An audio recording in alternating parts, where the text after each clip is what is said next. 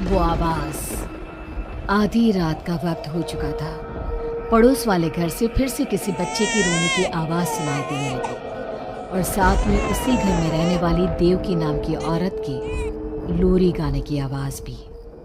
ये आवाज सुनते ही राधिका डर से थर थर कांपने लगी। उसने जल्दी से गहरी नींद में सोए अपने पति केशव को जगाया। केशव उठो, देखो ना, फिर से किसी की लोरी गाने की आवाज आ रही है बाजू वाले घर से। क्या हुआ राधिका, क्यों परेशान हो रही हो? अरे कोई आवाज नहीं आ रही यार। लेकिन अभी बस 2 मिनट पहले तो देव की लोरी गा रही थी और एक बच्चा रो रहा था। अरे कोई मूवी देख रहा होगा, उसकी आवाज होगी। देवकी और उसके पति मोनिश ने बताया ना कि उनके बच्चे नहीं होते। उस घर में कोई बच्चा नहीं है। अब ना तुम भी सो जाओ और मुझे भी सोने दो। लेकिन अभी बस 2 मिनट पहले तो देव की लोरी गा रही थी और एक बच्चा रो रहा था। राधिका हैरान थी कि आवाज सिर्फ उसे ही सुनाई क्यों देती थी। लेकिन जब उसके पति केशव ने उसकी बात नहीं सुनी तो वो सोने की कोशिश करने लगी। लेकिन राधिका के कानों में किसी छोटी बच्ची के हंसने की आवाज गूंजने लगी। राधिका बुरी तरह से डर गई थी। अगली सुबह मैं दुकान जा रहा हूँ, आज माल खत्म हो रहा है दुकान में। इन दिनों पता नहीं क्यों लोग जमकर खिलौने खरीद रहे हैं। आज बड़े बाजार जाकर सारे खिलौने ले आता हूँ। आप रात होने से पहले आ जाएंगे ना? लगता है तुम देवकी से अभी तक डरी हुई हो।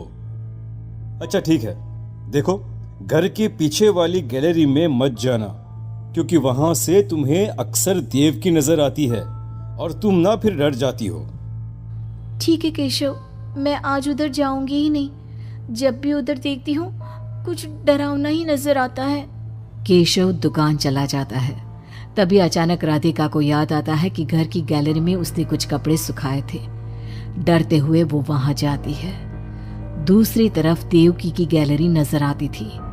राधिका जैसे ही कपड़े लेकर वापस आने को पलटती है, उसकी नजर सामने देवकी की गैलरी में पड़ी। वहां एक 4 साल की बच्ची खड़ी होकर उसे घूर रही थी। हे भगवान, ये कौन है? कौन है ये? मैं इससे पूछूं कि इसका नाम क्या है? हाँ, पूछ लेती हूँ, फिर केशव को बताऊंगी। वो मेरी बात पे भरोसा नहीं करते ना। बेटा, कौन हो तुम? हाँ, तुम्हारा नाम क्या है? गुड़िया। तभी अचानक वहां पर देवकी आती है और वो बच्ची गायब हो जाती है। क्या हुआ? आप किससे बात कर रही थी? वो यहाँ पे मैंने एक लड़की को देखा था। वो कौन थी? कहाँ गई वो अभी? कौन लड़की? मैंने कहा ना मेरे घर में कोई बच्चा नहीं है। मैंने देखा था, वो यही थी। वो आपके पीछे कौन है? राधिका को फील होता है कि किसी ने उसे धीरे से पुकारा, आंटी। राधिका पलट कर देखती है तो वहां वो छोटी बच्ची खड़ी थी। राधिका चीख कर बेहोश हो जाती है। जब उसकी आंख खुलती है तो केशव उसके पास खड़ा था। क्या हुआ राधिका? राधिका, होश में आओ। वो तो भला हो देवकी जी का, जिन्होंने तुम्हें बेहोश पड़ा देखकर मुझे कॉल कर दिया और मैं घर आ गया। तुम उस गैलरी में गई ही क्यों? केशव, वो लड़की यहाँ आ गई थी और वो देवकी, वो ठीक औरत नहीं है। तुम पागल हो गई हो राधिका। आज देवकी जी ने ही मुझे तुम्हारे बारे में बताया। क्या सोचती रहती हो? अरे कोई नहीं है उस घर में। अगले दिन केशव के दुकान जाते वक्त, मैं भी आज आपके साथ चलूंगी। अच्छा ओके ठीक है, चलो चलो। अब दुकान पर पहुंचकर, वाह केशव, कितने सारे नए खिलौने। और ये इस पैकेट में क्या है? अरे एक बड़े साइज की डॉल है, मार्केट में नई आई है। सोचा अगर लोग खरीदेंगे तो अगली बार और ऑर्डर कर दूंगा। क्या मैं देख लूं इस डॉल को? हाँ, देख लेना। मैं जरा माल लेने बड़े बाजार जा रहा हूँ। तुम दुकान संभाल लो और आराम से बैठकर खिलौने देख लो, ठीक है? केशव दुकान से चला जाता है। तभी कुछ देर बाद देवकी दुकान पर आती है। कैसी हो तुम? तुम यहाँ क्या लेने आई हो? गुड़िया? गुड़िया? मेरा मतलब तुम गुड़िया का क्या करोगी? तुम्हारे घर में तो बच्चे।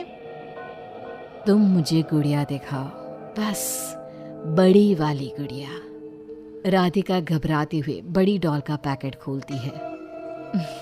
बिल्कुल ऐसी ही डॉल चाहिए। आज वो खुश हो जाएगी इसे देखकर। कौन खुश हो जाएगी? देवकी अजीब नजरों से राधिका को देखती है और बिना कुछ कहे पैसे देकर चली जाती है। उसके जाने के बाद राधिका शॉप के अंडरग्राउंड में नए टॉयज का मॉल चेक करने जाती है। वहाँ बच्चों का एक झूला था। राधिका ने देखा कि वो झूला हिल रहा था, जैसे अभी अभी कोई वहां से उतरा हो। राधिका को किसी छोटे बच्चे की आवाज आती है। कौन है वहाँ? वही छोटी लड़की जो देविका के घर दिखी थी, राधिका के सामने आ जाती है। आंटी, मुझे गुड़िया चाहिए, वो बड़ी वाली। मेरे पास कोई गुड़िया उड़िया नहीं है। बड़ी गुड़िया चाहिए, मुझे दे दो, नहीं तो मैं ये सारे खिलौने जिंदा कर दूंगी और फिर वो आपको मार डालेंगे। कौन हो तुम? मैंने कहा ना नहीं है मेरे पास बड़ी गुड़िया। अभी तो थी ना, कहाँ गई? वो देवकी ले गई अपने साथ। अभी जाओ और मेरी गुड़िया लेकर आओ, वरना। उस छोटी लड़की के नाखून बड़े हो जाते हैं और पैर उल्टे। वो बहुत ही खौफनाक दिखने लगती है। नहीं देखो, मैं अभी जाकर तुम्हारी गुड़िया लाती हूँ। तुम यहीं रुको। नहीं, मैं तुम्हारे साथ चलूंगी, कहीं तुम भाग गई तो। राधिका शॉप से निकलकर तेज स्पीड में सड़क पे चलने लगती है। उसने पलट के देखा तो वो लड़की साए की तरह उसका पीछा कर रही थी। राधिका देवकी के घर पहुंचती है। दरवाजा खुला था। राधिका अंदर गई, वहां कोई नजर नहीं आया, बस सामने वो गुड़िया रखी थी। राधिका चुपचाप गुड़िया को उठा के वहां से आने लगती है। पीछे से आवाज आती है, रुको, ये क्या कर रही हो? मेरी गुड़िया कहाँ ले जा रही हो? देखो देवकी, ये गुड़िया मुझे ले जाने दो, वरना वो लड़की। ओह, तो उसने तुम्हें डराया। उसे तो मैं बुलाती हूँ। गुड़िया, जरा यहाँ आना बेटा। मम्मा, क्या हुआ? मेरी लाडो गुड़िया को बहुत पसंद है।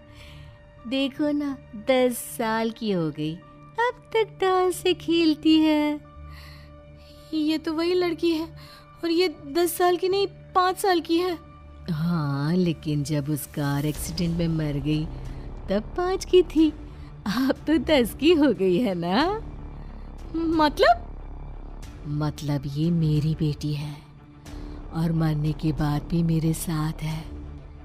इसे ना लोरी सुन के ही नींद आती है, और डॉल्स तो इसे बहुत पसंद है। राधिका बुरी तरह से घबरा के भागती है। भागते भागते मेन रोड पे आ जाती है।